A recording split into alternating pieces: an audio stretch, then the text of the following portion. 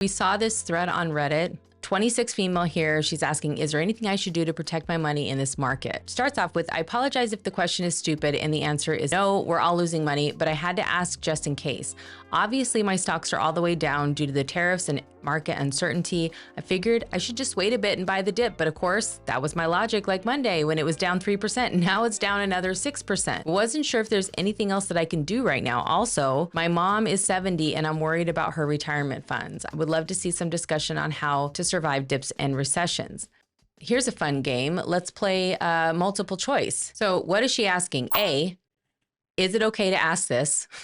B, who else is staying buckled in? Like, we're all just supposed to stay seated and stay buckled, and this is just what we're supposed to do. Or C, if my mom did all the right things and is still vulnerable, what does that mean for my future? If the point of compliance and participation is to avoid risks and realize a favorable outcome, then what now? Right. What am I supposed We did all those things. Yeah. And I'm trying to do all those things. Or D, all of the above. Well, I think it's the obvious, right? All of the above. And here's the thing. What jumped out to me is the amount of conditioning just in asking the question. Meaning, hey, I know I am not supposed to step outside of this box. I know you guys are going to call me crazy. I know this is the response that I'm probably going to get, but I got to ask anyway. That piece kind of really jumped out at me. And then the other one is this, and it's in B and C. This is not just about me. I understand that the market crash may impact me one way, being 26, just getting started, but the impact on my mom is something totally different. Why is the system treating us like we're the same? Because we're not. And what are my options? Not just what are my options, what are my mom's options? And the thing is, it is two different things, meaning because her mom is already in retirement, the objective here is how does she stay retired? What does her portfolio need to look like so that she can? And why isn't her financial advisor telling her these are the actions you need to take? Not, hey, just put that oxygen mask on yourself before you put it on your daughter, and put your head between your knees. And oh, and by the way, if you're feeling sick, there's a bag over here in this corner that you can throw up in. Yep, there's a bag, complimentary. Right, thanks to us. Whereas, is the pilot even still on the plane? Like, where is everybody? Did they already get off? Well, and that's kind of the point, is that she's asking this question, but shouldn't the person or people who helped her set up this plan, shouldn't they be available to help her navigate? They're not there because they have golden parachutes, right? So they jumped out a long time ago. And that's kind of what happens when everybody jumps out of the market, is the first people to go are going to be the people that say the best chance of success is when we jump and we have this space around us. If we can't all be colliding, our parachutes can't collide, or they won't work anymore.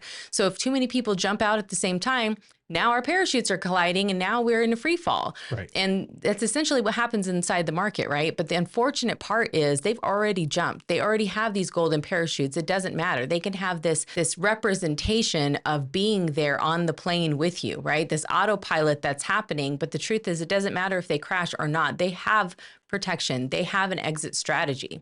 Well, let's peel that back though, because most CEOs, most of your C-suite individuals in these corporations don't have a 401k. They don't have a 403b. They don't have a TSP. They don't have what we have been conditioned to believe is the tool or the vehicle used to be able to retire. So because they don't even have it, you're right. When market crashes come, they already have the right dials dialed in or the levers pulled to make sure they're not as impacted. This guy says everyone else is saying to stay buckled in, stay seated. Clearly the seatbelt sign is on, so don't get out of your seat. This guy, yes, get it out of stocks. Somebody says, this is terrible advice, never panic sell. Getting out of stocks when the future is clearly bleak is the best advice on Reddit. I have been giving that same advice for months. This downturn was easily predictable and has only just begun. Federal layoffs of needed employees in federal service, cancellation of government contracts, rapid flip-flops, deportations of needed low-wage workers, corruption of judiciary and law enforcement, attacks on public health, defunding education, overt racist policies, attacks on Trump's enemies, crony capitalism, fascism, defunding scientific research, deporting foreign students, defunding the arts, attacking unbiased media, spreading propaganda, appointing grossly incompetent. It goes on and on and on. They're not wrong. We have seen signs that are going to impact our economy, and the fact that everyone's been ignoring it. We saw the propeller blow up, right? We saw that there's flaps on the wings that are falling off. We saw all of these things, these signs that were indicators of influence or risk to our safety, right? In the economy. We can't just keep saying, but the seatbelt light is still on, so I have to stay seated. But in addition, from this gentleman's perspective in this Reddit thread, what you also can't do is just say, get out. Well, I do appreciate this particular position because it says, I did not panic sell. I made an informed investment decision. The longer you stay in stocks, the more that you will lose. Which means he prepared. Right, right. So it's not necessarily that he's saying panic sell. He's saying strategize in a different way, in a more secure way, knowing that if you think 3 to 6% loss is heavy for you, then imagine what 30% would be, right? Wouldn't you, at 30%, wouldn't you have rather you've made that decision at 6 than at 30 so that you don't have as much to recover from? I do appreciate this. And then, of course, somebody says, I love how nobody responded to this. Seriously, the future is looking grim with the passage of the one big, beautiful bill. Well, notice though, because the way I took that was it is easy to call out the problem. It's more difficult to offer a solution because where's like how? Okay, this is what I should do. Get out. This is what I should do. Guard against. How? Like, what are the actions that I should take to be able to do that? The point is that even in this comment section, the amount of times that an IRA or maxing out your 401k and your IRA becomes the hedge of protection to keep investing, just keep going. And I think one of the best comments I saw was stop looking at it. Like that's how somehow that's going to magically fix things as well. And I think that's part of the problem.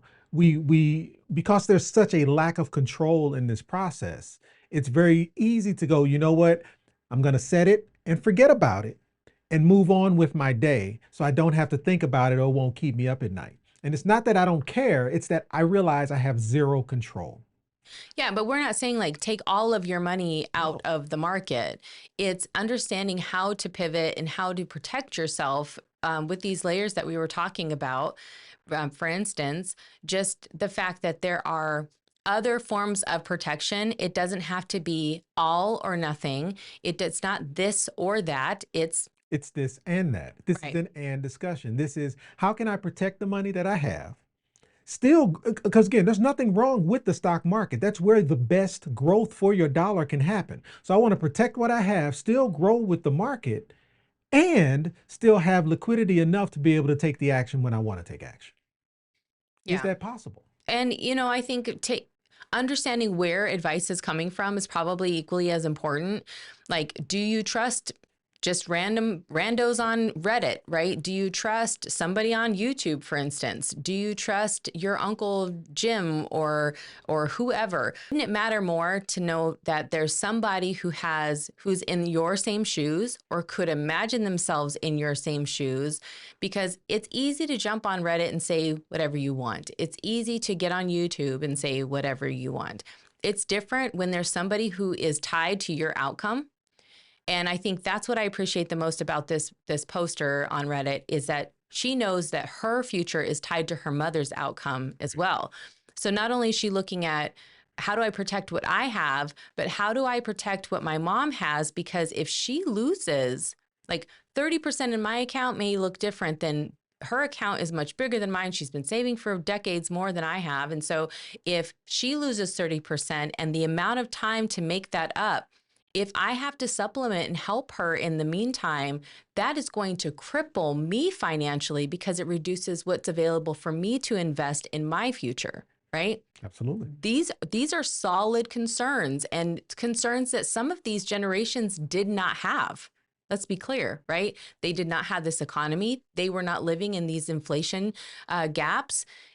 They did not have these conditions with these considerations. So now you know there are many ways to stay protected, but it has to start with stopping the bleeding. Right. First step is protect what you have. What's Warren Buffett's first rule of money? never lose money. So if you can protect what you have and then build on that, you know that at a minimum, my foundation is set. And then as you add more to that foundation, you now have a brand new foundation. You now have a new minimum level that you're building from. And so essentially what we're talking about is while you may just be playing a different game, while most people are playing the art of winning, right?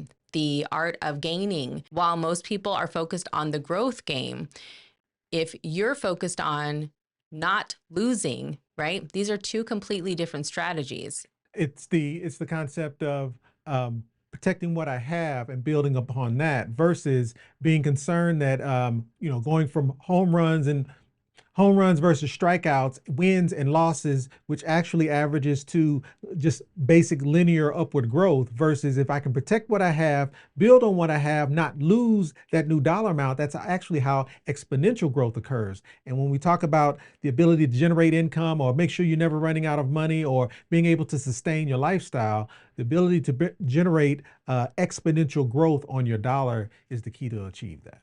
Yep. So if you're interested in not losing, knowing that gains can be made today, but not losing is a true win. That's what we're going to talk about next.